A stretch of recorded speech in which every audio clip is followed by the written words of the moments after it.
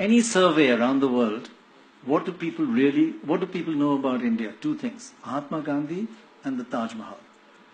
Taj Mahal is a huge attraction for people from around the world to come, and now it's not in our tourist handbooks anymore.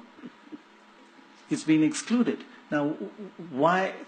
Those sort of examples, do you find inclusion and not building walls crucial for India? Taj Mahal is not in the tourism. The UP government has issued a tourist handbook that doesn't mention the Taj Mahal because, as you know, their chief minister last month or 2 months ago made a statement saying Taj Mahal is not Indian culture. They have a particularly bigoted and narrow-minded view of now, what is he's becoming political. I just want to rescue us all from that.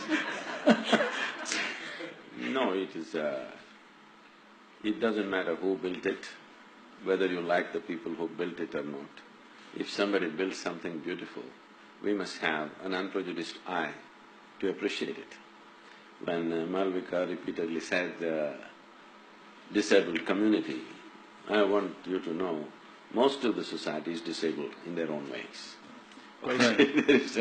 It's not because you lost a hand or leg you become disabled. People are disabled. They tend to disable themselves in so many ways. So, definitely, Taj Mahal is a beautiful gem in anybody's eye. You cannot exclude that from India.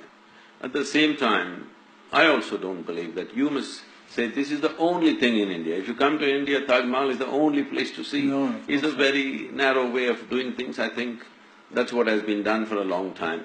And it's time to change that by projecting everything else. There's so many but other definitely you can't remove a beautiful gem. There's so many other beautiful things. We shouldn't look at who built them, just that they are beautiful right now.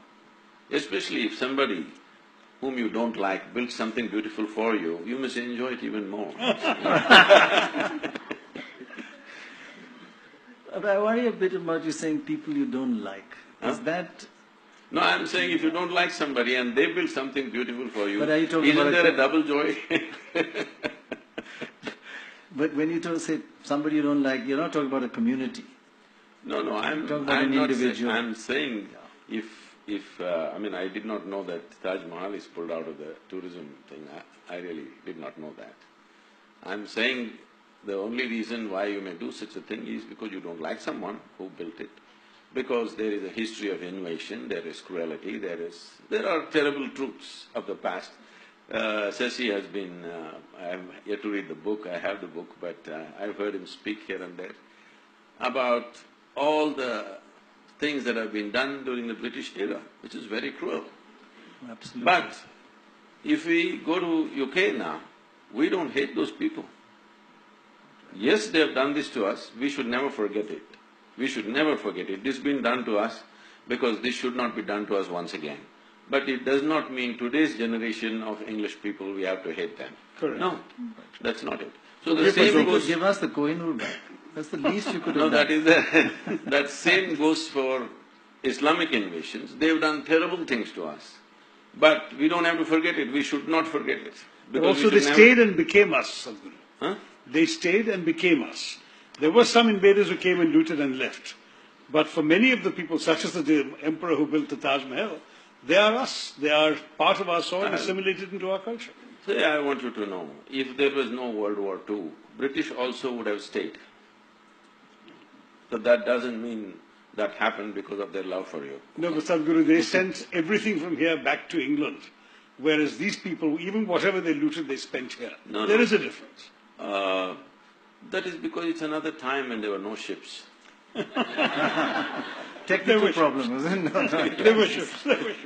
Transportation issues. And besides, they had a land route back home to the Fergana Valley. They didn't use it. That's not easy to go. But you say, whether they did or not, one should not hate them now and should not build walls around them now. Is that your message? See, what I'm saying is, historically many ugly things have been done by different people. Quite right. Ugly things that have happened to us as a nation, we must remember. Ugly things we've done to ourselves also. That also is there, that's another aspect. Right. What others have done to us, we must remember, but we should not become bitter because this bitterness will destroy us. Why we should remember is, so that we don't make the same mistakes and get into the same pit once again. That's very important for me. But at the same time, if today, let's say, UK spoke the same language that it spoke during the colonial era, definitely we will not accept them. Unfortunately, with certain groups of people, they're trying to speak the same language which was historically spoken way back. So this creates a whole lot of confrontation in the society. And this entire misuse of this for democratic purposes, when I say democratic purposes, because it's all a number game, so people are playing this game for the last 70 years. So naturally you have kind of brought this little bit of fear in others. Fear means people are saying what's happening in Iraq and the Islamic State and stuff, what happened in Kashmir.